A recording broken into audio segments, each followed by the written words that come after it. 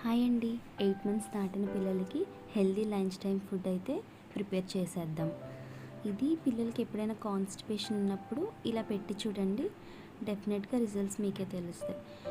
దీనికోసం 2 spoons rice తీసుకోండి. ఇందులోకి ఒక హాఫ్ స్పూన్ కందిపప్పు, ఒక హాఫ్ స్పూన్ ఎర్ర కందిపప్పు తీసుకోండి. దీన్ని శుభ్రంగా కడగండి 3 to 4 టైమ్స్. కడిగిన తర్వాత ఇదైతే కుక్కర్లోకి యాడ్ చేసేసుకోండి. ఇందులోనే కొన్ని క్యారెట్ పీసెస్, అలానే 200 ml వరకు వాటర్ యాడ్ చేసుకోండి.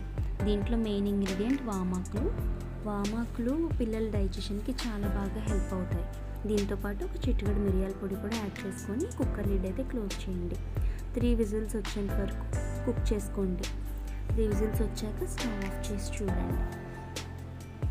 లిడ్ ఓపెన్ చేస్తున్నాను. చూడండి ఎంత సాఫ్ట్గా కుక్ అయ్యాయో క్యారెట్ అవి. దీన్ని మ్యాషర్తో మ్యాష్ చేసుకోండి.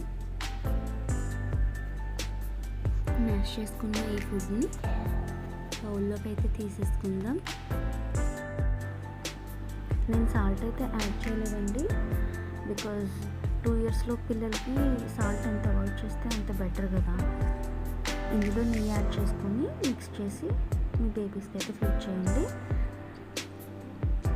ఇందులో వామాకు వేయడం వల్ల పప్పు తిన్నప్పుడు పిల్లలకి స్టమక్ పెయిన్ కూడా రాకుండా ఉంటుందండి.